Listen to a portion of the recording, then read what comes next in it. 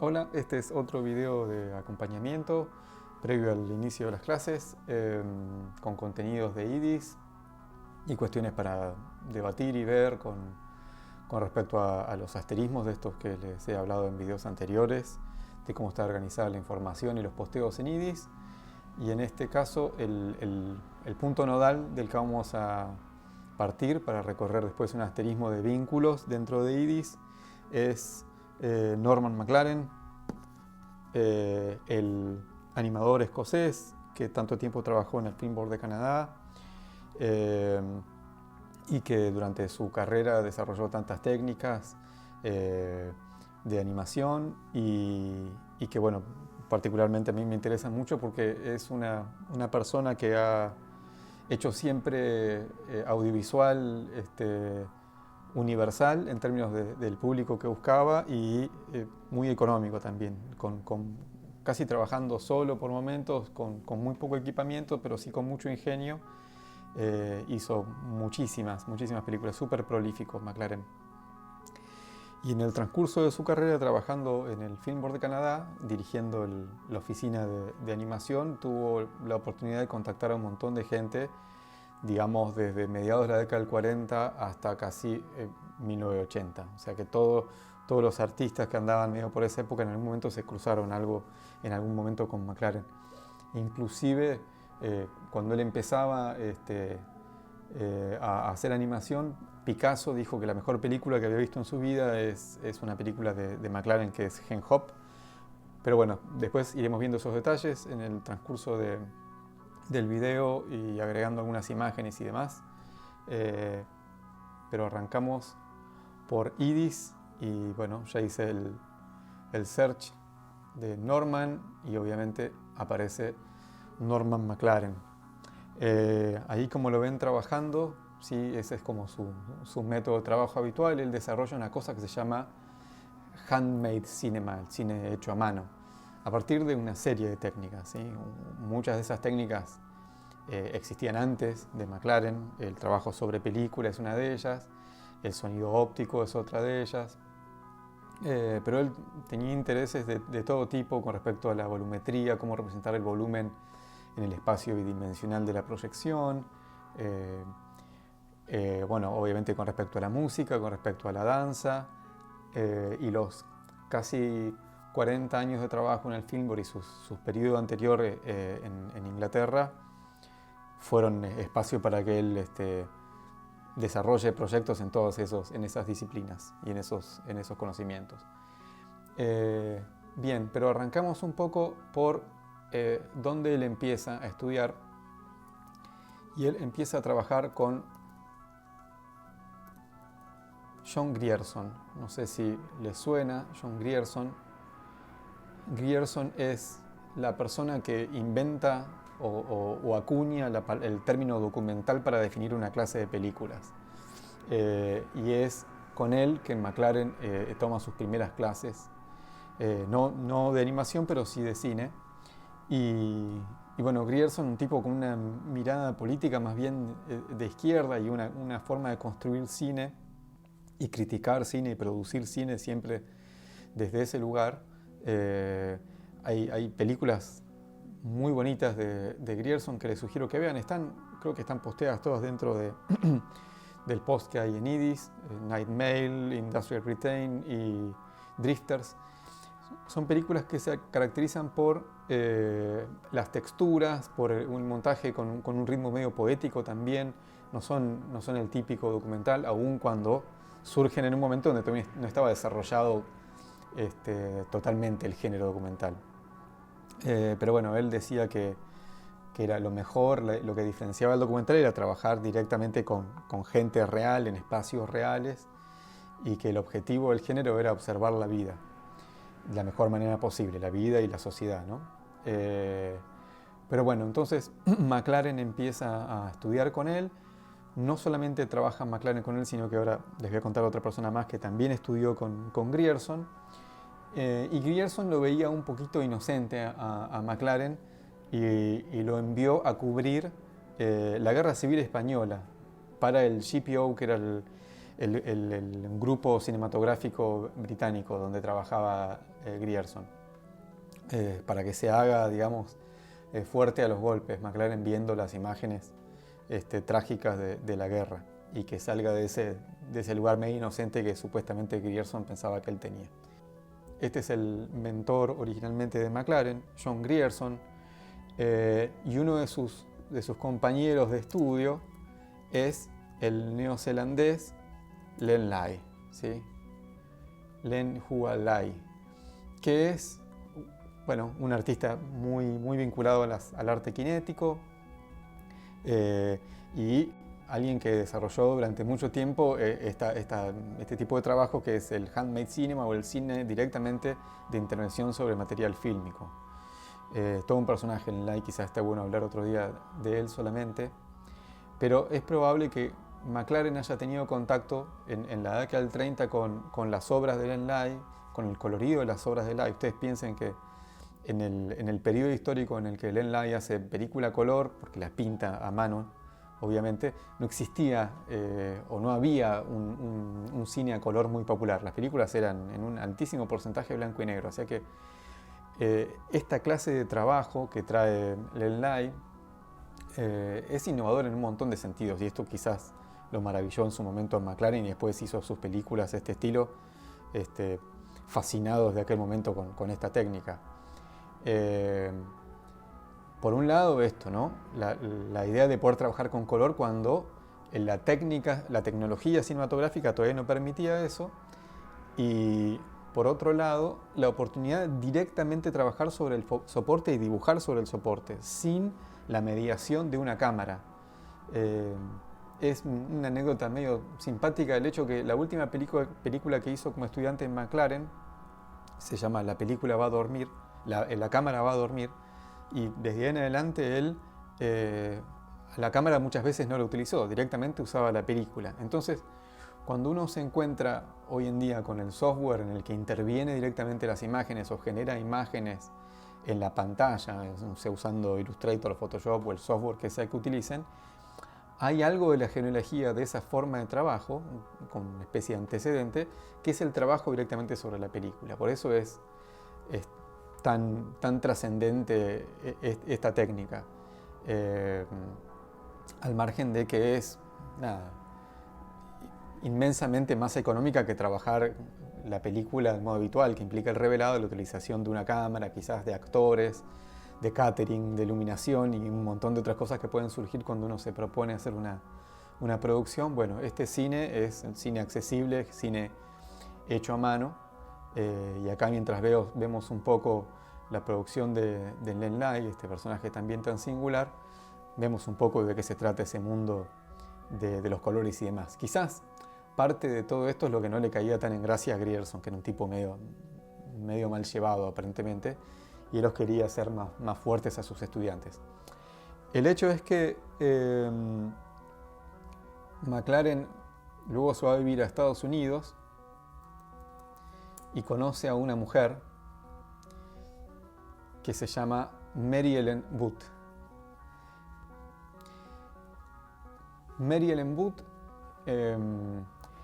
estaba interesada en varias cosas que luego también van a ser como muy trascendentes en la vida de McLaren. La danza, por un lado, hacer una especie de cine-danza a partir de formas, no necesariamente bailarines, aunque luego McLaren también trabaja con bailarines de ballet, y una especie de obsesión de transformar los sonidos en imágenes.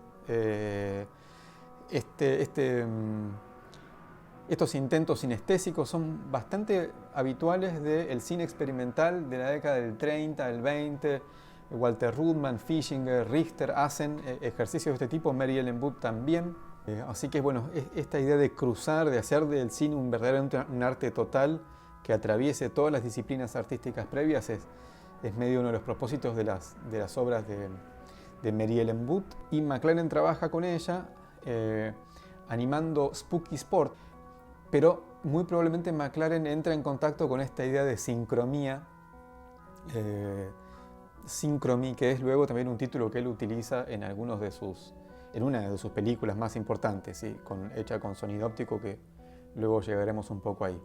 Pero bueno, Mary Ellen Wood es un poco también mentora de McLaren con respecto a estos intereses sinestésicos y al cine abstracto. Y la película que hacen juntos Spooky Sport, lleva la autoría principal de Mary Ellen Wood, pero el que hace toda la animación es McLaren. Cosa que después iba a revertir un poco cuando el nombre principal iba a ser McLaren y él iba a trabajar con otras personas colaborando con él. Y acá arranca, luego de su periodo en Estados Unidos, la etapa en el National Film Board. Grierson lo llama para que sea el encargado de la parte de animación y títulos, y arrancan un montón de años donde McLaren dirige a toda la gente que se dedica a hacer animación, y aparte tiene un espacio para desarrollar sus propios proyectos, y es un periodo súper prolífico. Bien, con respecto a esto que decía antes del impacto y la trascendencia de McLaren, vamos a pensar medio en el McLaren argentino que podría ser Luis Braz, este animador rosarino, que también tenía un estudio, era aparentemente muy admirador de McLaren y tenía su pequeño estudio de animación, y tuvo inclusive la oportunidad de ir a hacer alguna de sus películas al Film Board. No hay registro mucho de estas películas que él hizo allá, pero bueno, aparentemente habían cruzado cierta amistad con McLaren. Él también estaba interesado en el cine abstracto, el cine hecho a mano, y después como trabajo comercial, Braz también hacía animación comercial para publicidad y demás.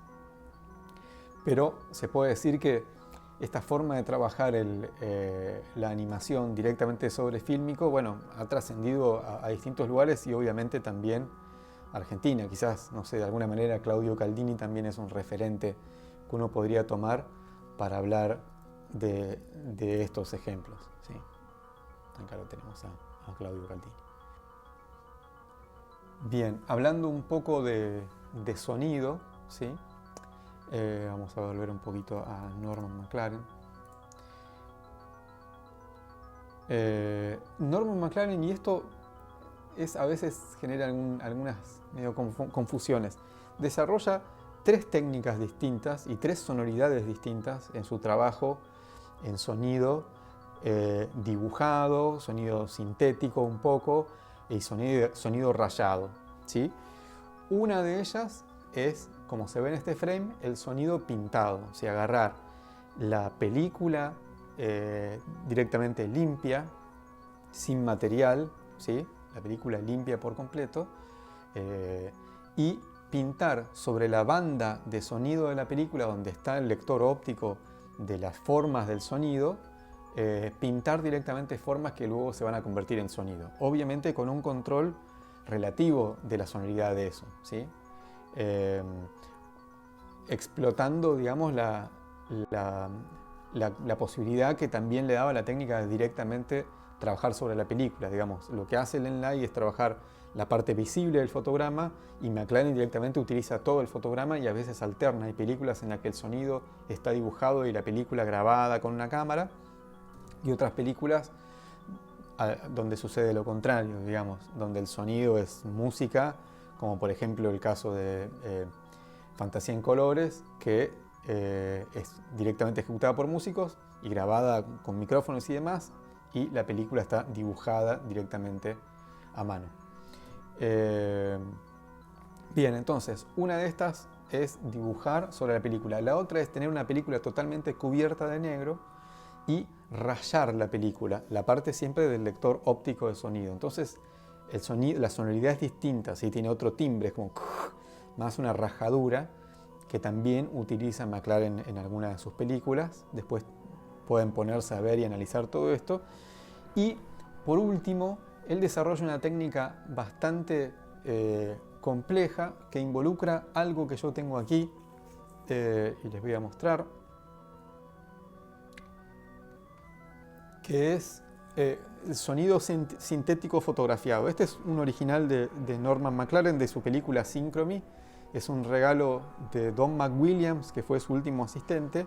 Y como ven, en la hay un montón de líneas blancas y negras que representan una frecuencia, ¿sí? Esa frecuencia en este caso es una nota re, y fíjense lo simple que es o lo rudimentario que es este dispositivo, que en términos tecnológicos es bastante de vanguardia. Piensen que esto es década del 60, 70 cuando empieza a trabajar con estos dispositivos. Pero ven que es cartón normal pegado con una cinta normal y tiene dibujadito a mano el detalle de la nota, por ahí no sé si se ve. Bien, entonces, McLaren no solamente utiliza esta técnica, no es que la inventa la técnica, ahora vamos a ir un poquito hacia atrás, sino que él genera un sistema mediante el cual puede escribir una partitura y luego convertirla a frames específicos de fotografías de estas frecuencias. Entonces, divide el tiempo en 24 instancias por segundo, 24 cuadros por segundo, y fotografía estos patrones que son frecuencias para el lector óptico y genera así la banda de sonido de sus películas. ¿De dónde viene toda esta cuestión? Bueno, en realidad no es totalmente original, como ya les decía, hay bastantes personas que venían trabajando en ello y uno es un animador muy conocido que es Oscar Fischinger, muy probablemente McLaren tenía conocimiento de esto. Acá lo vemos a Fischinger que está trabajando esta cosa también de cómo se vería el sonido interpretado ópticamente por el lector óptico de la cámara. Y Fischinger también muy interesado en muchos de sus trabajos en generar la visualidad del sonido. ¿Sí? Esto no sería como, bueno, o podría ser también, como un videoclip donde se canta sobre una pista de sonido, sino que la idea es que uno, sin escuchar, puede interpretar la altura tonal, el ritmo, los timbres, sin que esté presente el sonido ahí, simplemente extrayéndolo de la información visual de la película. Fischinger probablemente había tenido contacto también con otro creador, que es Evgeny Sholpo, que crea el bariófono, ¿sí? Que el bariófono, las películas de experimentación del bariófono realmente son muy parecidas a Synchrony y son bastante anteriores, casi 30, 40 años anteriores a Synchrony. Claro que con otro objetivo y otra interés, ¿sí? Más bien técnico en el caso del bariófono, y en el caso de McLaren, bueno, él quería revelarle al público en general cómo era que funcionaba el sonido que ellos escuchaban en una película, ¿sí? El propósito de Synchrony es ese. Ahora vamos a hacer como que vemos lo que ve la cámara cuando está generando el sonido. Bueno, Sholpo, estas películas son realmente increíbles, digamos, lo que él logra con el sonido es increíble. Yo, para que YouTube después no banee los fragmentos de audio, les dejo los nombres y después cada quien, si le interesa, se pondrá a buscar todas estas cosas. Obviamente el lugar inicial para buscarlas es CDs, está más o menos completo todo. Regreso un poco a algo de lo que hemos hablado bastante con respecto a IDIS. El objetivo de IDIS, como ven en la extensión de cualquiera de los posteos, no es agotar el conocimiento sobre una cosa, sino generar posibles vínculos que construyan descripciones que a cada quien le funcionan mejor. ¿Sí? No es la idea que no es una enciclopedia, sino es un lugar donde vincular información. Bien, ¿de dónde viene esta cosa del bariófono? Bueno, el bariófono comienza con un programa soviético post-revolución de generar fondos para que un montón de artistas y desarrolladores tecnológicos tengan la oportunidad de trabajar creando instrumentos como el bariófono. Otro caso, por ejemplo, es el sintetizador ARS, otro caso es el Theremin de Leon Theremin. Son todos proyectos que surgen en ese periodo muy fructífero, pero que abruptamente se terminan cuando llega Stalin al poder en la Unión Soviética.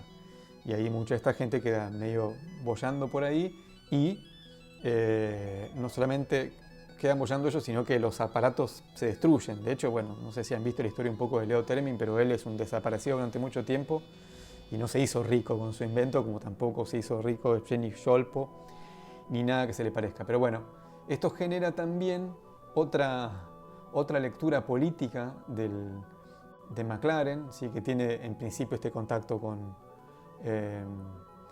Grierson, que tenía estas intenciones que se parecen mucho o esta lectura y utilidad del cine que se parece mucho a la que tenían también los primeros cineastas rusos, soviéticos más bien, lo que durante mucho tiempo le vale muchas críticas, ¿sí? Porque obviamente en algún momento durante el macartismo en Estados Unidos acusaban a muchos de quienes estaban en el Film Board de comunistas, y bueno, obviamente a Grierson en comienzo, si se fue del Film Board es por ese motivo, digamos, porque tenían la presión de Estados Unidos ahí sobre Canadá de decir qué clase de oficina estatal de cine tienen que, bueno, que es tendenciosa con respecto a la política y que tiene una mirada de izquierda en un momento donde en Estados Unidos la izquierda o el comunismo eran como una especie de demonio. Así que bueno. Bien, otra de las cosas que es muy llamativa y muy linda de McLaren es esta cuestión de el cine universal. Digamos, cuando arrancan las películas de McLaren, lo primero que sucede es que, y uno creo que el que ha visto un poco esto sabe que arrancan y están todos los títulos en muchos idiomas, en por lo menos 10 idiomas, ¿sí? Como diciendo, bueno, este cine pretende no tener ninguna frontera, obviamente que implica una mirada inocente que tal vez un poco tenía McLaren. No existe tal cosa como un cine totalmente universal, pero él medio que tenía esa intención, ¿sí? Dice, bueno, todas las personas somos sensibles al color, entonces yo voy a hacer un cine basado en color y movimiento, lo cual genera algo que es súper paradójico también, porque digamos, el cine abstracto parece ser como el cine más intelectual posible, pero al mismo tiempo como pieza contemporánea es la más accesible que se pueda, digamos.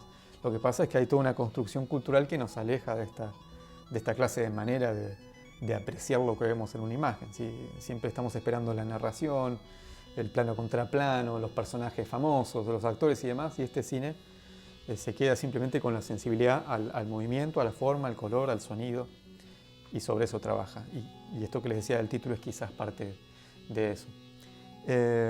Bien, hablando de esto de pintar directamente el sonido, McLaren no es el único, sino que hay una mujer que es Daphne Oram,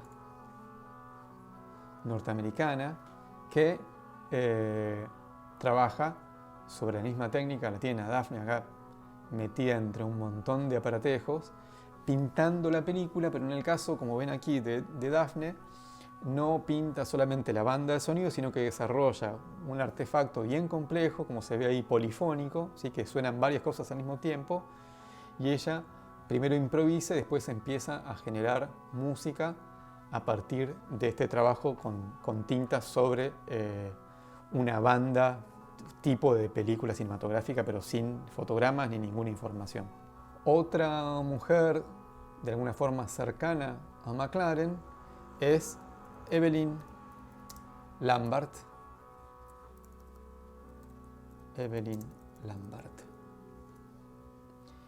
Evelyn Lambert tenía una dificultad auditiva bastante severa, así que ella se manejaba visualmente, y es la coautora, en realidad no figura nunca como autora de Vigand Dulquer o Fantasía en Colores, como se llama en español esta película, que para mí es una de las más lindas de McLaren. Pero ella hace todo el trabajo rayado y ensuciado y manchado de la película para ese film Fantasía en Colores.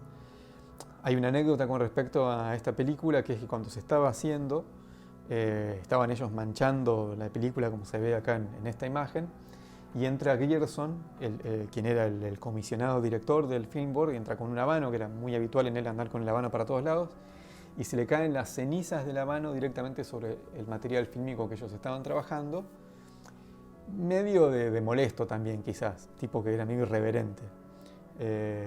Entonces cae la ceniza de la mano y entonces medio se disculpa, no sé si imposta una disculpa, es una disculpa real. Y McLaren le dice, no, buenísimo, que esto por ahí nos da una textura que está buena, lo estamos usando, qué sé yo. Bueno, cierto es que la película está llena de texturas y quizás algunos de esos fragmentos tengan que ver con las cenizas de la mano de Grierson. Pero decía, también es medio una anécdota que el nombre de McLaren se volvió tan fuerte en el Fillmore, pues era el director de la parte de animación y un nombre que se había hecho muy conocido internacionalmente. Entonces, hacía películas con otras personas, pero los nombres de las otras personas quedaban totalmente desaparecidos, digamos, ¿sí? Y Evelyn Lambert probablemente sea tan importante para la película Fantasía en colores como el mismo McLaren. La obra de Evelyn Lambert luego de trabajar con McLaren también es muy bonita. Les recomiendo mucho que vean los colores y el virtuosismo técnico de Evelyn Lambert en la animación por recortes. Bien, y vamos con los últimos personajes que vamos a tocar de este asterismo McLaren, ¿sí? Vamos a volver un pelín a él para que vean esta imagen tan bonita que medio que habla de lo que estamos haciendo ahora, ¿no? Como generar una especie de patrón de contactos de McLaren a partir de una figura construida por él mismo. Bien, vamos a ver otra persona que él conoció, que él en realidad conoció a los hermanos Whitney, a ambos. Y la cuestión es así, el Fillmore de Canadá y McLaren como director durante mucho tiempo económicamente tenían la posibilidad de ir a buscar lo que les parezca útil, digamos. No sé, si hay que conseguir no sé, el caso de Ravi Shankar, que hizo música para alguna película de McLaren, o el pin screen de Alexeyev, que también se llevó para probarlo en el Fillmore, y también mucho de computadora, que también se probó mucho en el Fillmore en la década del 60 y 70. Bueno, alguien le comenta o se enteran en el Fillmore de que existen unos personajes que son los Whitney que están haciendo una cosa que se llama motion graphics en California, y entonces McLaren se va a ver la computadora de Whitney, la computadora mecánica que habían desarrollado para hacer todas estas películas tan increíbles, ¿sí? Matrix, Lápiz y demás. Bien, entonces McLaren, la idea es llevarlo a Whitney, llevar su computadora y hacer algunos intentos de eso en el Fillmore, pero cuando ve el nivel de complejidad que tenía la computadora que había armado Whitney y el conocimiento que era único y específico de los gestores de esa tecnología, que eran James y John, ellos dos, McLaren dice,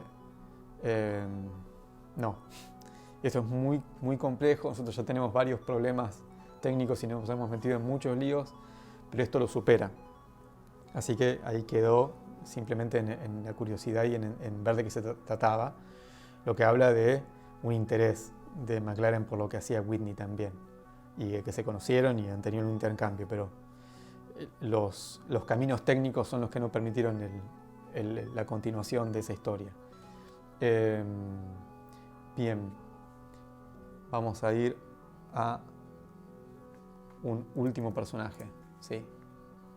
Que es John Cage, vinculado con McLaren también. Sigo un pelín con esto de antes. McLaren se la pasó inventando aparatos, se la pasó inventando aparatos, viendo los aparatos más raros que había hecho alguien para hacer películas o imágenes en movimiento o sonido y adaptándolos a sus obras. O sea que esto pone más en claro lo complejo que ha sido el artefacto que tenían los Whitney para que él decida no utilizarlo. Mismo también estaba muy interesado por la música. McLaren era muy admirador, entre otros, de Piazzolla. De hecho, en el documental Creative Process hay una parte musicalizada por Piazzolla, medio como un homenaje a McLaren, ¿sí? Porque es sabido que le gustaba mucho y estaba muy al tanto de la música contemporánea.